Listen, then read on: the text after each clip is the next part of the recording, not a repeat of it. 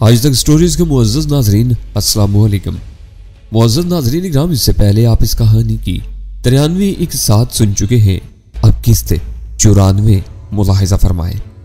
उसकी गाड़ी वहीं मौजूद थी जिसे वो खुद ड्राइव करते हुए आई थी। मैंने उसके बराबर वाली निशिस्त संभाल ली और कार आगे रवाना हो गई। 10 मिनट बाद ही तमाशा शुरू होने वाला है। उसने डस्ट वॉच पर निगाह डालते हुए कहा, कैसा तमाशा? मैंने हैरत से सवाल किया। मार्टिन के मकान पर 3 मुसल्ला आदमी धावा बोलेंगे। वो मानी खेज मुस्कुराहट के साथ बोली, देखना है कि अंदर घुसकर वो क्या करते हैं। वो लोग एक्सप्लोरर जैसे हथियार के वजूद से लाइल हुए। तुम्हारे आदमी हैं? मैंने सिगरेट सुलगाते हुए पूछा। जाहिर है, वो बेपरवाही से बोली, दाऊद मुअज़्ज़ज़ आदमी है। वो कहाँ इस धूल धब्बे में पड़ता। गुंडागर्दियां तो अब मेरे ही लिए रह गई थी। उसने गाड़ी मार्टिन के मकान से दूर ले जाकर एक गली की ओट में रोकी तो मैं चौंक पड़ा। प्रोग्राम क्या है तुम्हारा? यहाँ तो हम आसानी से देख लिए जाएंगे। यहाँ से मार्टिन का फाटक नजर आ रहा है। दाऊद अगर आया तो मुखालिफ समत ही से आएगा। अगर उसने अकब से अंदर जाने का फैसला किया तो भी इसी गली तक आने से पहले ही मोड़ पर घूम जाएगा। वानहूफ की मौत के बाद मार्टिन को खतरा दरपेश होने का मामला उसके नजदीक बहुत संगीन है। मेरी छठी हिस्स कह रही है कि वो नताइज से बरह रास्त बाखबर होने के लिए लाजमी तौर पर यहाँ दौड़ आएगा। तुम उसे पहचानती हो? मैंने पूछा। मशहूर आदमी है, लेकिन ये पता नहीं था कि सांता क्लॉज वही है। तुम्हारे आदमी मकान में किधर से घुसेंगे? मैंने सोचते हुए सवाल किया। यह उनकी अपनी सवाबदीद पर मुनहसर होगा। जो राह महफूज समझेंगे वही इख्तियार करेंगे। फिर मुझे चलना चाहिए। मैं अंदर रह कर ही कुछ कर सकूंगा। दाऊद अगर आया तो अंदर जरूर पहुंचेगा। वैसे भी दिन के उजाले में मेरा यूं तुम्हारे साथ देखा जाना मुनासिब नहीं। इत्तफाकन तुम निगाहों में आ जाओ तो जवाब पेश कर सकती हो कि दूर से अपने आदमियों की कार्रवाई की निगरानी कर रही थी। और अगर अंदर उन तीनों ने तुम्हें घेर ही लिया, अव्वल तो मैं ऐसी जगह ठिकाना बनाऊंगा कि देखा जाना मुहाल हो। बिलफर्ज वो हावी हो भी गए तो बराह रास्त दाऊद की तहवील में नहीं देंगे, तुम्हारे पास लाएंगे। मेरे भाई आंख दबा कर कहा, तुम उनसे बिलावजह छेड़छाड़ नहीं करोगे। उसने तादीबी ले जाने कहा, उससे मुझे सिरे से कोई दिलचस्पी नहीं है। मेरा असल निशाना तो दाऊद होगा। उसे मैं अच्छी तरह पहचानता हूँ। आए दिन अखबारात में उसकी तस्वीर शाया होती रहती है। लेकिन दाऊद को घेरने की फिक्र में अगर तुम्हारा एक आध आदमी टूट फूट का शिकार हो जाए तो मैं जिम्मेदार नहीं होगा। उनसे उलझने से गुरेज ही करना। वो तीनों अव्वल दर्जे के खंजीर और खून रेस हैं। आवाजों पर निशाना लगा लेते हैं और जाना ही है तो अब देर न करो, वो लोग आते ही होंगे।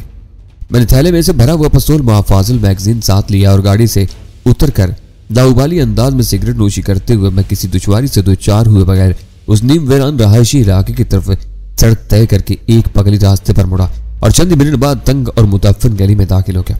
मैं थोड़ी ही देर पहले उस रास्ते से बाहर फरार हुआ था, लिहाजा मुझे मार्टिन के अहाते की दीवार की शनाख्त में कोई दुश्वारी पेश नहीं आई और मैं गली में फैली हुई मुकम्मल वीरानी का फायदा उठाते हुए पल भर में अहाते की दीवार बांध कर अंदर दाखिल हो गया। कच्ची रेतली जमीन पर कतरे बुलंदी से कूदने पर एक मुहिम सी धमक पैदा हुई थी, जिसे दबाए रखने के लिए मैं महज इस्तरारी या अहमकाना अंदाज में चंद सानियों के लिए जमीन पर अकड़ों बैठा रहा। मगर उसी लिए मकान के अंदर से खफीफ सी आवाज सुनाई दी, जैसे कोई किसी चीज से टकराया हो। लहजा भर के लिए मेरा ऊपर का सांस ऊपर और नीचे का नीचे रह गया। यह तस्वुर ही बड़ा होलनाक था कि इस वीरान मकान में मुझसे पहले कोई मौजूद था। वीरा के भेजे हुए 3 पेशावर मुसल्ला गुंडे या मुअज़्ज़ज़ मोहतरम दाऊद। मेरे जहन में यह सवाल गूंजा। फिर मैंने बुकलाकर एक करीबी दीवार की तरफ दौड़ लगा दी ताकि अंदर से किसी के नमूदार होने से पहले खिड़की से नीचे दीवार की ओट में पना ले सकूं। मैंने अपना भरा हुआ खुदकार पिस्तौल निकालकर उसका थेफ्टी केज हटाया था और सही तौर पर किसी भी लम्हे गोली चलाने के लिए तैयार था। मैं चौकन्ने अंदाज में उस दीवार की ओट में वहीं बैठा अपनी तरफ में नजरें दौड़ाता रहा। उस वक्त मेरी कैफियत गौल से बिछड़े हुए ऐसे खूनखार किसी भेड़िए जैसी हो रही थी जिसे अपने ऊपर दरिंदों के हमले का खतरा हो और वो अपनी हिफाजत के लिए किसी को भी चीर फाड़ कर रख सकता हो। मेरे कान मकान के अंदर से उभरने वाले किसी मुहिम तरीन आहट के मुंतजिर थे, लेकिन लम्हे सरकते रहे और फिर कुछ न सुनाई दिया। उस असाब शिकन इंतजार से तक कर मैं अपना मोर्चा तब्दील करने के इम्कानात पर गौर ही कर रहा था कि अहाते की अकबी दीवार के पीछे कंदी गली में से एक खोपड़ी दीवार से ऊपर तलू हुई और मैंने जरा भी ताखीर किए बगैर एक ओट की तरफ छलांग लगा दी। उस वक्त मार्टिन के खाली मकान ने मेरे अलावा मजीद 2 फरीक दिलचस्पी ले सकते थे। उनमें से एक गालिबन मकान के अंदर मौजूद था और दूसरा गंदी गली से अंदर का जायजा लेने के बाद दीवार फांदने की फिराक में था। एक फरीज से नफरी था और दूसरा एक नफरी। उनकी आपस में कोई अतावत नहीं था, मगर मैं उनका मुश्तरका निशाना बन सकता था। अगर गली से अंदर आने की कोशिश करने वाले 3 थे तो उस मुख्तसर सी ओट में उस टोली की निगाहों से बचे रहना मेरे लिए नामुमकिन था। मुझे ललकार बैठते तो मैं अपनी तमाम तर मुस्तहदी के बावजूद बैक वक्त उन तीनों को ज़ेर नहीं कर सकता था। उनके ख्वास वीरा ने बता दिए थे। वो उन पेशावर लोगों में से थे जो मारने के साथ ही मरना भी जानते थे और अपने एक आध साथी को गंवा कर भी मुझे शेर कर लेते तो उसे अपनी सच्ची फतह ही तसव्वुर करते। मैंने उस ओट में छुपे रहकर किसी नामसाद सूरत हाल का अंदाजा करने के बजाय फौरी तौर पर इमारत और अहाते की दीवार के दरमियान वाक़े वीरान गलियारे में दौड़ लगा थी, जो दरमियान में माली का कमरा हायल हो जाने की वजह से दीवार से अंदर आने वाले फरीक की निगाहों से फुल तौर पर महफूज था। उस गलियारे में दौड़ते दौड़ते अचानक एक ऐसा मकाम आया जहां इमारत की दीवार सीधी चलने के बजाय 15-20 फुट की लंबाई में खासी अंदर वाक़े उस दरमियानी अदम तसलसल के बाद दीवार दोबारा अहाते की दीवार के मुतवाजी पुराने फासले पर आ गई थी। मैंने आओ देखा न ताओ फौरन उस खला में हो लिया। रुको, अचानक मुझे अपने अक्क में दूर से किसी की ललकारती हुई आवाज सुनाई थी, वरना मैं गोली मार दूंगा। मैंने अच्छी तरह तुम्हें देख लिया है। मैं वही आड़ में दुबका अपने चढ़ते हुए सांस पर काबू पाने की कोशिश करता रहा और उस नामे गलियारे में रुक रुक कर दौड़ते हुए कदमों की आवाज गूंजने लगी थी जो लम्हा बलम्हा करीब आती जा रही थी। उस वक्त मेरा ज़हन किसी कंप्यूटर किसी तेजी के साथ काम करने में मसरूफ था। दोबार ने इतनी दूर से मुझे ललकार कर मेरे लिए भयानक खतरात खड़े कर दिए थे। न सिर्फ वो खुद मेरे ताक़ुब में था बल्कि उसने अंदर वाले दूसरे फरीक को भी मेरी मौजूदगी से मुतल्ला कर दिया था।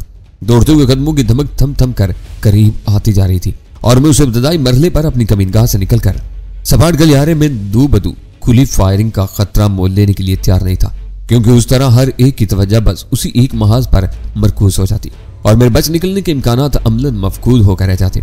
फिर मैंने बिजली की सुसरात के साथ एक फैसला किया और सबसे करीब मौजूद एक बड़ी खिड़की का शीशा पिस्तौल के आहिनी दस्ते की ज़र्फ से पाश पाश कर दिया। टूटे हुए शीशे के टुकड़े पुरशोर आवाज में इमारत के अंदरूनी पुख्ता फर्श पर गिरे थे।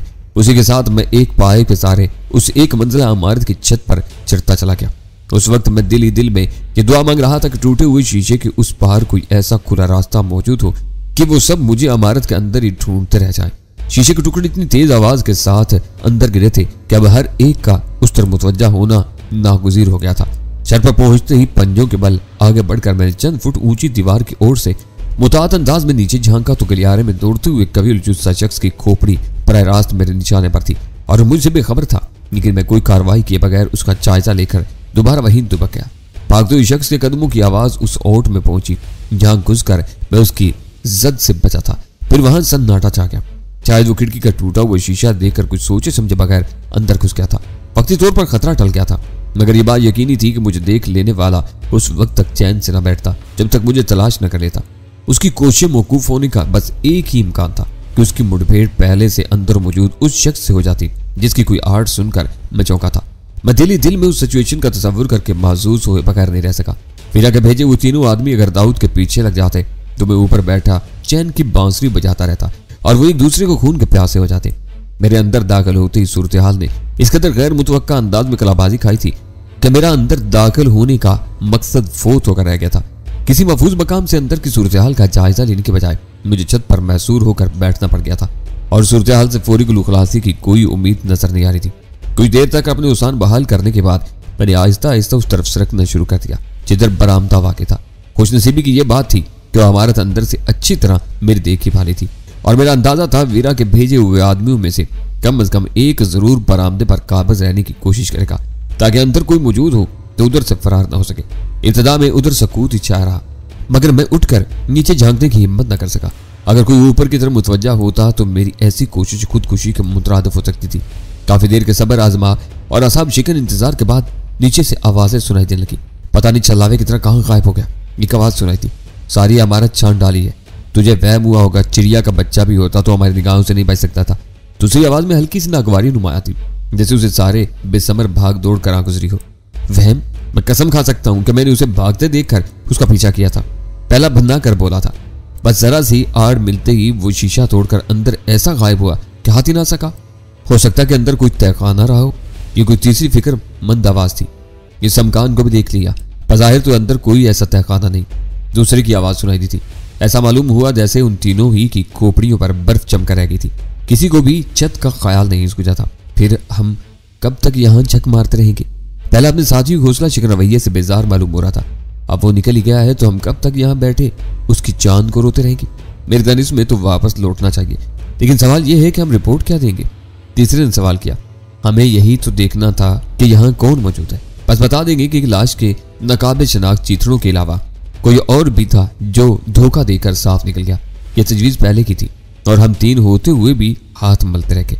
उस नुक्ते पर उनमें बहस छिड़ गई। एक ख्याल था कि वापस जाकर शिकार के फरार की कहानी सुनाना अपनी जाहिली के एतराफ के मुतरादिफ होगा, जबकि बाकी 2 बजिद थे कि जो कुछ हुआ वो जानबूझकर नहीं किया गया। कभी कभार नाकामी भी हो जाती है जिसकी पादाश में सूली नहीं चढ़ाया जा सकता। उस मुबाहिसे में कदरे गर्मी भी पैदा हुई, जिससे अंदाजा हो रहा था कि वो तीनों ही खासे तुंदखू थे और बात बढ़ जाने पर आपस में भी लड़ सकते थे। लेकिन दो बताए बगैर उन्होंने रवानगी से पहले एक बार फिर अंदर की भरपूर तलाशी का फैसला किया और उस बार उन तीनों की आवाजें अंदर जाकर मालूम होगी। ज़हनी तौर पर उन्होंने इमारत में किसी हरीफ की मौजूदगी को इस हद तक खारिजुल अज़्इम्कान समझ लिया था कि उनमें से किसी ने भी निगरानी के लिए बाहर रुके रहने की इजाज़त नहीं की थी। तकरीबन 10 मिनट तक इमारत के मुख्तलिफ हिस्सों से भांत भांत की आवाजें आती रही। शायद उस बार बेरहमी के साथ घर का चप्पा चप्पा चांद मारने का तहिया कर चुके थे और मैं ऊपर बैठा उनकी झुल्लाहट से लुत्फ अंदोज हो रहा था। आखिरकार वो एक बार फिर बेनीलो मराम वापस लौटे। इस बार उनकी गुफ्तगू में मुग़लज़ात नुमाया थे। जब मुझे पूरा यकीन हो गया कि वापस लौटने का फैसला कर चुके हैं तो मैंने अपनी जगह तब्दील करके अकबी समत में एक कमीनगाह तलाश की और उन्हें अपनी आंखों के सामने यके बाद दीगरे अकबी गली में कूदते देखता रहा। फिर मैं मजीद इतनी देर तक छत पर दुबका रहा कि वो तीनों मार्टिन के मकान से इतनी दूर निकल गए हों कि मुझे छत से उतरते हुए न देख सके। सामने और बगली समतों से नीचे उतरने की सूरत में किसी पड़ोसी या राहगीर की नजरों में आने का इम्कान था, लिहाजा मैंने अपने पुराने ही रास्ते को तरजीह दी और पिस्तौल जेब में डालकर नीचे उतरने लगा। Hands up! कदम जमीन पर लगने ही न पाए थे कि वो करीतार आवाज सुनकर मेरा दिल उछलकर हल्के में आ गया। मैं फुर्ती के साथ पीछे घूमा तो एक तनुबंद नकाब पोश मुझसे चंद फुट के फासले पर मौजूद था और उसके हाथ में दबे हुए हथियार का धाना मेरी तरफ उठा हुआ था। वो हथियार बज़ाहिर अजीब सा नजर आता था मगर मेरे लिए नया नहीं था। वो वीरा ने वान हुफ से हासिल किया था और फिर पहली बार मार्टिन पर इस्तेमाल करके उसके बदन को बेशुमार चीतड़ों में तब्दील कर दिया था। खैरिदारी तौर पर मेरे दोनों हाथ अपने सर से बुलंद होते चले गए। वो उल्लू के पट्टे थे कि खाली इमारत के तरो दीवार से सर टकरा कर वापस लौट गए, मगर मैंने पहले ही तुम्हें ऊपर जाते देख लिया था। मुझे पूरी उम्मीद थी कि तुम मैदान खाली पाकर पिछली समथी से उतरने की कोशिश करोगे। अब जरा भी चालाकी दिखाने की कोशिश की तो मैं बेदरी फायर कर दूंगा। उसने जहरीली आवाज में कहा, तुम कौन हो? मैंने अपनी तशवीश पर काबू पाते हुए पुरस्कून लहजे में सवाल किया। सवाल करने का हक उसे होता है जिसके हाथ में हथियार हो। वो तज़हीक आमेज़ आवाज में बोला, तो लाओ ये एक्सप्लोडर मुझे दे दो, मैं सिर्फ 3 सवाल करूंगा, मैंने संजीदगी के साथ कहा। उसके चेहरे पर नकाब मुड़ा हुआ था, लिहाजा मैं उसके तासरात तो न देख सका, लेकिन जब वो बोला तो मुझे यह अंदाजा करने में दुश्वारी नहीं हुई कि वो मेरी जुबान से अपने हथियार का जिक्र सुनकर हैरान रह गया था। एक्सप्लोडर से वाकफियत का इजहार करके तुम मार्टिन के कत्ल का इतराफ कर रहे हो? मैं उसके कत्ल का गवाह जरूर था, कातिल कोई और था। मैंने बगौर उसका जायजा लेते हुए कहा, मगर मार्टिन की मौत के बाद इस इमारत पर तुम ही काबिज थे, मजबूरी थी, लाज को अकेला तो नहीं छोड़ सकता था। मैंने बदस्तूर पुरस्कून रहते हुए कहा, तुम कौन हो और किसके लिए काम कर रहे हो? उसके सवाल ने मेरे ज़हन से सारे शकूक साफ कर दिए। अपने हाथ में एक्सप्लोडर लेकर उसने मुझे अपने मर्तबे का एहसास दिलाना चाहता, लेकिन मुझे उसका कसरती बदन देखकर ही घपले का एहसास हो गया था कि वो दाऊद नहीं था। अगर वो दाऊद या सांता क्लॉज होता तो मुझसे मेरा नाम दरियाफ्त करने की जरूरत हरगिज पेश ना आती। तंजीम का बड़ा होने की हैसियत में उसको फौरन मुझे पहचान लेना चाहिए था। इसका मतलब था कि सांता क्लॉज ने भी अपने तौर पर आदमी रखे हुए थे और उसके बारे में वीरा का कयास गलत था। जो शख्स मुझे एक्सप्लोडर की इज्जत पर लिए खड़ा था वो यकीनी तौर पर दाऊद का कोई बहुत ही खास कारिंदा था, वरना दाऊद अपना मखसूस हथियार उसके हाथ में हर किस न था। एक्सप्लोडर जेब में रख लो। उसके मर्तबे का अंदाजा लगाते ही मैंने पैंतरा बदल कर संजीदगी के साथ कहा, तुमको शदीद गलतफहमी हुई है। तुम्हें जिन लोगों के लिए भेजा गया था उन्हें जाते देख रहे और मुझे बांधने की फिक्र में हो। बकवास मत करो। उसने अपने लहजे में तहक्कुम पैदा करने की कोशिश करते हुए कहा, मैं अपना काम अच्छी तरह जानता हूँ, जो पूछ रहा हूँ उसका ठीक ठीक जवाब दो। मेरी बात नहीं मानते तो अंदर चलो, मैं अभी दाऊद साहब से बात साफ करवा देता हूँ। मैंने पूरे एतमाद और संजीदगी के साथ कहा और मेरी जुबान से दाऊद का नाम सुनते ही चौंक पड़ा।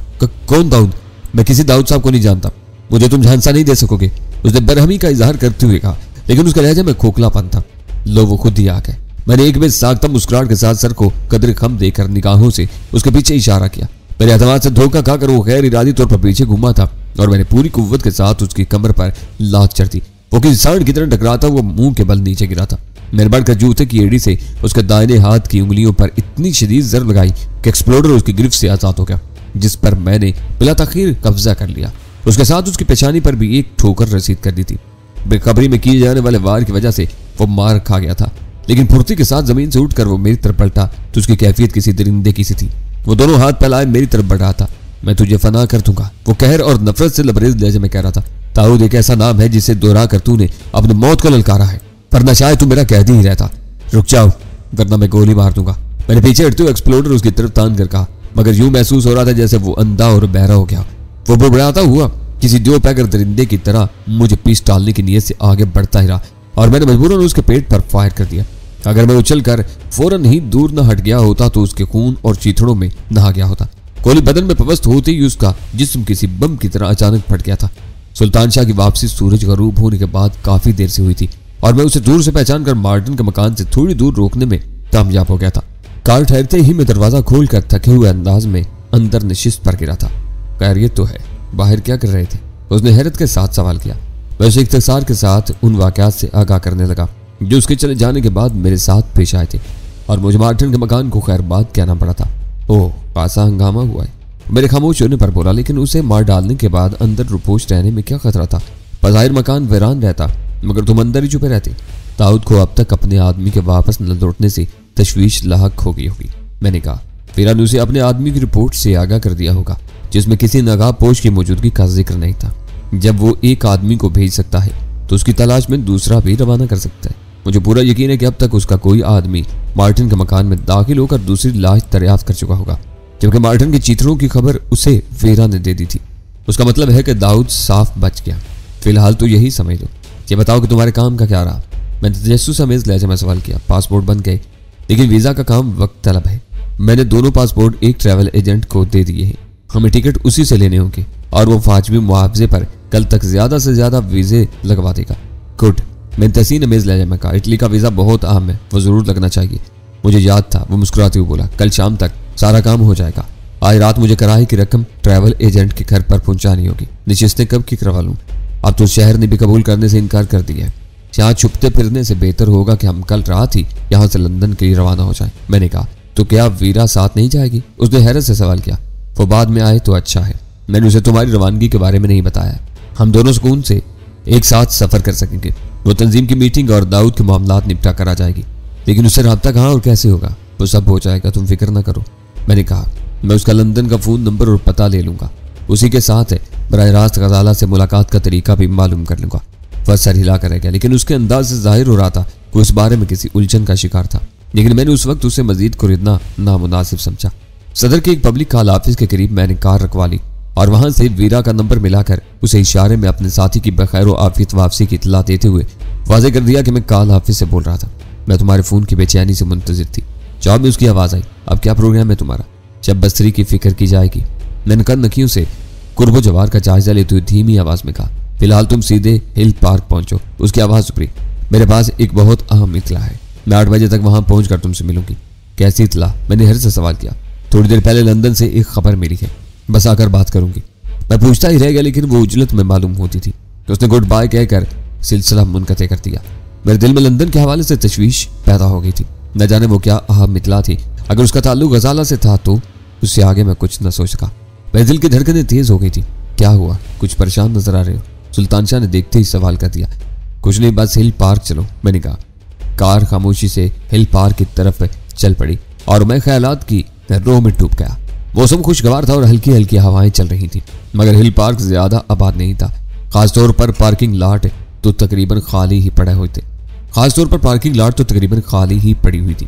उससे परे घास के किताब पर कहीं कहीं शहर के बेफिक्रों की टोलियों से उभरने वाले शोरो गुल और कहकों से फिजा कुछ आबाद लग रही थी। पार्किंग फीस अदा करके सुल्तान गाड़ी को ऐसे हिस्से की तरफ लेता चला गया जहां से वीरा की गाड़ी बासानी निगाहों में आ सकती थी। अब बताओ कि यहाँ क्यों आए हो? अग्निशन ऑफ करके सुल्तान शाह मेरी तरफ मुतवज्जा होकर बोला। वीरा ने बुलाया है, मैंने पुरख्याल लहजे में कहा। थोड़ी देर में वो खुद भी यहाँ पहुंचने वाली है। क्या कोई बहुत खास बात है? उसने ट्रोलने वाली नजरों से मेरा जायजा लेते हुए कहा। ये तो वही बता सकेगी। उसे लंदन से कोई खास पैगाम मिला है। इसी सिलसिले में बात करने के लिए वो थोड़ी देर में यहाँ पहुंचने वाली है। मैंने अपने डस्ट वॉच पर निगाह डालते हुए कहा, लंदन से? वो चौंक पड़ा। भाभी को भी तो लंदन ही भेजा गया है ना? मुझे भी यही फिक्र लाहक हो गई है। मैंने गहरा सांस लेकर कहा। फोन पर उसने कोई तफसील नहीं बताई। बज़ाहिर तो लंदन से बस गजाला ही का ताल्लुक है। खुदा करे वो खैरियत से हो। सरपरी लड़की है, खुद को खतरे में महसूस करके कोई भी बड़े से बड़ा कदम उठा सकती है। अब उसे समझा कि तुम इतनी देर से खामोश क्यों हो। मैं सोच रहा था कि शायद तुम खामोशी के साथ रवानगी की मंसूबाबंदी कर रहे हो। वह गहरा सांस लेकर बोला, इस पूरी मुहिम में शायद अब तक गजाला ही को सबसे ज्यादा नुकसान पहुंचा है। मैंने सर्द लहजा में कहा। माँ कुकीन का शिकार हुई, भाई पागल हुआ, बाप ने खुदकुशी कर ली और वो कैदी है। अब अगर उसका बाल भी बेका हुआ तो मैं वीरा को चोटी से पकड़कर उस वक्त तक कराची की गलियों में घसीटता फिरूंगा जब तक वो सिसक सिसक कर जान न देते। इसी तरह इन ज्यादतियों का इजाला तो ना हो सकेगा। उसने धीमे लहजा में कहा। बस उसकी जुबान से ज्यादतियों का जिक्र सुनते ही मुझे यकबयक तेशा क्या, किसी और मौजू पर बात करो, ऐसा ना हो कि उसके आने से पहले ही मैं अपना ज़हनी तवाज़ुन खोकर कोई इंतहाई कदम उठा डालूं। वो अंधेरे में बस मुझे घूर कर रह गया। उसकी चमकती निगाहें मेरी तरफ उठी, फिर मुझे अपनी तरफ निगरान पाकर उसने अपना चेहरा दूसरी तरफ घुमा लिया। मुझे फौरन ये एहसास हो गया कि मैं इश्तियाल की हालत में उसके साथ ज्यादती कर बैठा था, जो शायद उसकी तबीयत पर भी गिरा गुजरी थी। मेरा मकसद तुम्हारी दिल आज़ारी नहीं था। मैंने उसके शाने पर हाथ रखकर नरम लहजे में कहा, आजकल मेरे लिए गजाला की परेशानी बहुत ज्यादा तशवीश का बायस बनी हुई है। यहाँ रहते हुए मैं बिल्कुल बेबस हूँ। ज्यादा से ज्यादा यही कोशिश करता हूँ कि अपने जहन को किसी और तरफ मसरूफ रखूँ। मुझे अंदाजा है। वो मेरी बात काटकर धीमी और संजीदा आवाज में बोला, गलती मेरी ही थी और तुम्हें मुझको टोकने का पूरा हक था। तुम मुझसे भी कड़ा लहजा इख्तियार करते तो मैं बुरा न मानता। उसका लहजा उस वक्त उसके अल्फाज का साथ नहीं दे रहा था। साफ जाहिर हो रहा था कि मेरी बात उसे बुरी लगी थी, लेकिन मैंने उस वक्त बात बढ़ाना मुनासिब न समझा। इस बारे में फिर किसी वक्त बात करके उसे मनाया जा सकता था। मैं सिगरेट सुलगाकर गाड़ी से नीचे उतर गया। कुछ अर्सा पहले तक सूरत हाल कुछ यूं थी कि मैं अपने सारे वसाइल और सलाहियतों के साथ हर उस शख्स के लहू का प्यासा हो रहा था जो तंजीम के मुफादात का जरा भी पासदार था। उन दिनों वीरा अपने कलीदी किरदार में मेरे खिलाफ सरगर्म अमल थी, और अगर मेरे बारे में उसकी जाती पसंद आड़े न आई होती तो वो शायद मेरा पत्ता ही साफ कर सकती थी। लेकिन पिछले चंद रोज में हालात ने हमें एक ऐसे मोड़ पर ला खड़ा किया था कि बज़ाहिर मेरी और उसकी मंजिल एक ही नजर आ रही थी। उस साजगार माहौल से पहले ही वो मुझे लगाम देने की नीयत से बदकिस्मती से गजाला को अगवा करके बैरून मुल्क भिजवा चुकी थी। अब मैं जल्द अज जल्द मुल्क से बाहर जाकर गजाला से मिलना चाहता था, मगर वीरा तंजीम की बीकुनी पर तुली हुई थी। वो मेरे साथ मिलकर लाइट्स कॉटेज की तबाही पर बादल नखास्ता आमादा हुई थी, मगर वहां जेर जमीन रास्तों से एक खुफिया कमरे में पहुंचकर जब उसने जिमी लाइट की तस्वीर देखी तो सरापा इंतकाम बन गई, क्योंकि मंशियात की बैनुल अक़वामी तिजारत करने वाले घरों का सरगना जिमी लाइट उसका बाप था। मैं उन्हीं ख्यालात में डूबा हुआ था कि अचानक एक कार मेरे करीब आकर रुकी और मैं चौंक कर उछल पड़ा। मेरे ज़हन में फौरी तौर पर खतरे ने ही सर उभारा था, लेकिन पलटते ही मुझे आने वाली कार की ड्राइविंग सीट पर वीरा विराजमान नजर आई और मैं गहरा सांस लेकर रह गया। शायद उसने अपनी गाड़ी के हेडलैम्प की रोशनी में दूर ही से मुझे या मेरी कार को पहचान लिया था और सीधी उसी तरफ बढ़ती चली आई थी। किस तरफ आ जाओ, वीरा ने इंजन बंद करते हुए कहा और मैं खामोशी से दरवाजा खोलकर उसके बराबर वाली नशिस्त पर बैठ गया। कैसी खबर लाई हो, मैंने बैठते खुश्क लहजे में बराह रास्त काम की बात छेड़ दी। इस वक्त मेरे लिए खुद पर काबू पाए रखना दुश्वार हो रहा था। प्रोग्राम तब्दील हो गया है, वो सपाट लेजम बोली। कॉटेज की तबाही के बाद वानूफ और मार्टिन के कत्ल ने उन्हें बौखला कर रख दिया है। यहाँ के खतरनाक और गैर यकीनी हालात के पेश नजर बाहर से आने वाले ने अपना प्रोग्राम फिलहाल मनसूख कर दिया है और दाऊद को लंदन तलब कर लिया। मुझे यूं महसूस हुआ जैसे मेरे सर से बहुत बड़ा बोझ उतर गया हो। अब अहम फैसला लंदन ही में किया जाएगा। वो बोला तो बोली, मार्टिन के बाद अब दाऊद मकामी सरबराह है और वो अपने साथ मुझे भी ले जाना चाहता है। आखिर इतला मेरे लिए हौसला अफजा थी, लेकिन मैंने वीरा पर अपनी खुशी का इजहार किए बगैर सवाल किया, लेकिन तुमको तो मेरे साथ जाना था, ऐसा तो नहीं कि अब तुमने इरादा बदल दिया?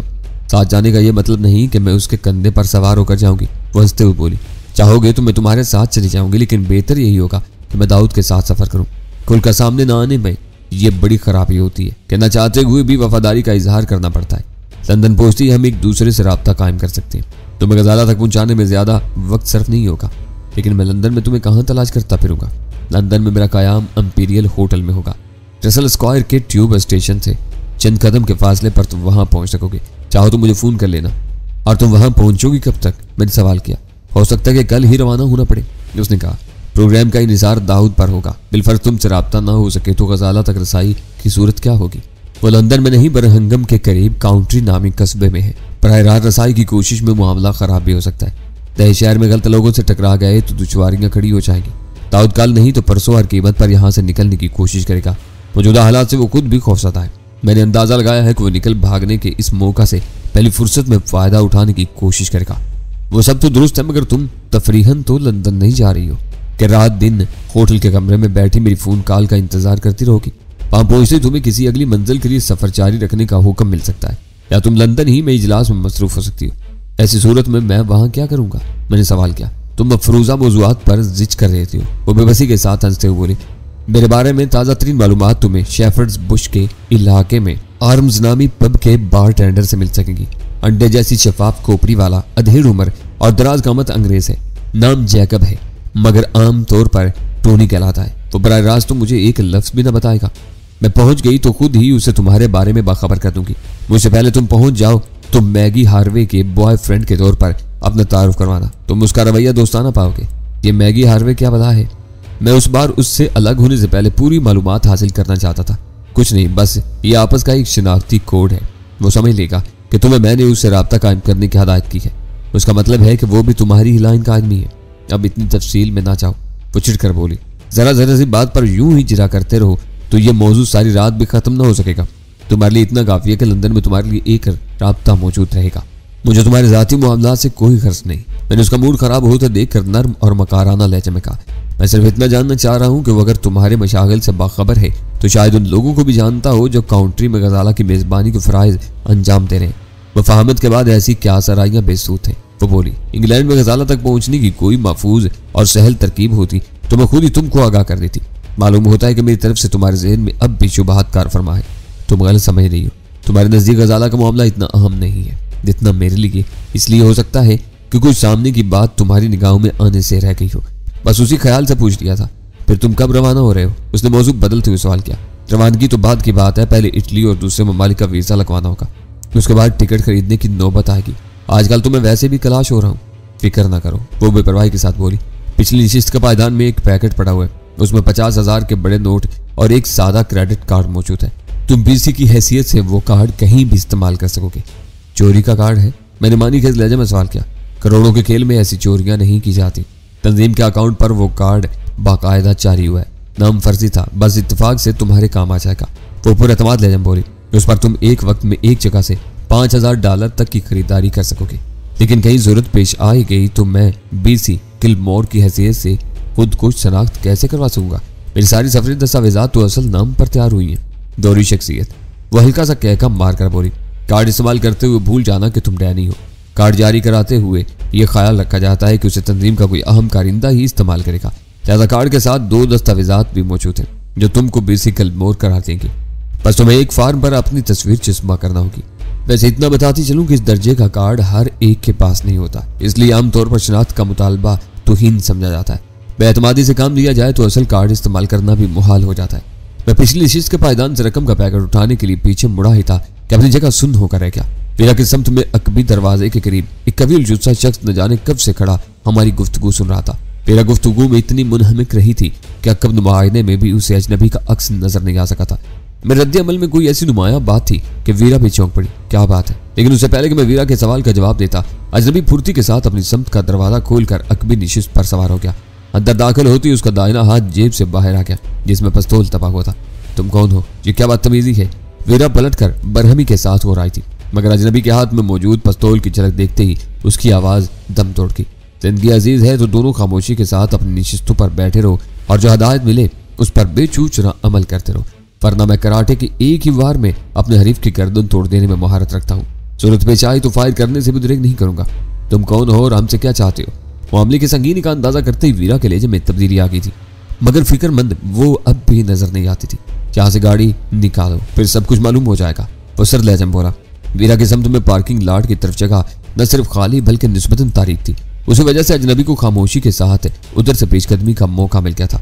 मेरी कार उसी समत में पार्क की हुई थी जिधर मैं बैठा हुआ था। मैंने कंध नखियों से देखा कि सुल्तान शाह बदस्तूर स्टीयरिंग व्हील पर विराजमान था और शायद ताज़ा सूरत हाल से बाखबर भी, क्योंकि दोनों गाड़ियों के दरमियान बहुत ज्यादा फासला नहीं था और हवा के दोष पर हमारी आवाज उसके कानों तक पहुंचती रही होगी। मगर अजनबी कोई गुफ्तगू किए बगैर अचानक नाज़िल हुआ था। फिर कार का दरवाजा खुलने और बंद होने की आवाज के साथ ही वीरा की कार में एक फर्द का इजाफा उसे चौंका देने के लिए काफी था। यह बात यकीनी थी कि सुल्तान शाह ने अजनबी को कार में दाखिल होने से पहले नहीं देखा होगा, वरना उसे पिस्तौल के बल पर हम पर यूं मुसल्लत होने की मोहलत ही न मिल पाती और वह बाहर ही धर लिया जाता। दूसरा काबिल गौर नुक्ता यह था कि अजनबी की सारी तवज्जो हम दोनों पर ही मरकूज थी और उसने वीरा को वहां से कार निकालने का हुक्म देने तक अपनी गुफ्तगू में ऐसा कोई इशारा नहीं दिया था जिससे ये जाहिर होता कि सुल्तान शाह हमारे साथी के तौर पर उसकी निगाहों में आ चुका था। अगर वो इब्तिदा से मेरा ताक़ुब कर रहा होता तो न सिर्फ मेरी जात बल्कि गाड़ी भी उसकी निगाहों में आ चुकी होती और वह हम पर हाथ डालते हुए सुल्तान शाह को हरगिज नजरअंदाज न करता। आसार से यही पता चल रहा था कि वो वीरा का ताक़ुब करते हुए हेल पार तक पहुंच जाता, फिर उसकी गफलत और लाइल्मी से फायदा उठाते हुए कार के करीब तारीकी में चुप कर मेरी और उसकी गुफ्तगू सुनता रहा। मुझे यकीन था कि अगर मैं पिछले पायदान से रकम का पैकेट उठाने के लिए गर्दन न घुमाता तो शायद वो मजीद कुछ देर मुदाखलत के बगैर हमारी गुफ्तगू सुनता रहता। उस पूरे किस्से में सुल्तान शाह के बचे रहने का एक बड़ा सबब यह भी था कि वीरा की आमद से कबल वो मेरे गुस्सीले लहजे पर कदरे नाराज हो गया था और मैं अपनी गलती महसूस करते हुए उसे कार में बैठा छोड़कर खुली हवा में निकल आया था। उस तरह जब वीरा वहां पहुंची तो मैं बराह रास्त उसकी कार में जा बैठा। सुल्तान शाह या दूसरी गाड़ी की तरफ रजू करने की नौबत ही नहीं आ सकी। हालात के पेश नजर मुझे कभी शुबा था कि वो कुछ चलता फिरता चोर उचक्का नहीं था। कराची में मशीन गन और क्लाशनकोव के बल पर डाके तो पड़ने लगे थे, लेकिन नौबत यहाँ तक नहीं पहुंची थी कि मामूली उचक्के और राजन वजनी पिस्तौलों से लोगों को हरासा करते फिरे। अलबत्ता ये शाहजोरी हेरोइन और दीगर मंशियात के लेन देन में जरूर थी। हेरोइन का काम करने वाले दूसरों को नशे का आदी बनाते बनाते खुद इस कदर संग दिल बल्कि बेहिस हो चुके थे कि अपने मफाद को खतरे में देखते ही शहर की भरी पूरी बस्तियों में जागते इंसानों को यूं खाक खून में नहलाते थे जैसे वो इंसान नहीं, मिट्टी के बेजान पुतले हों।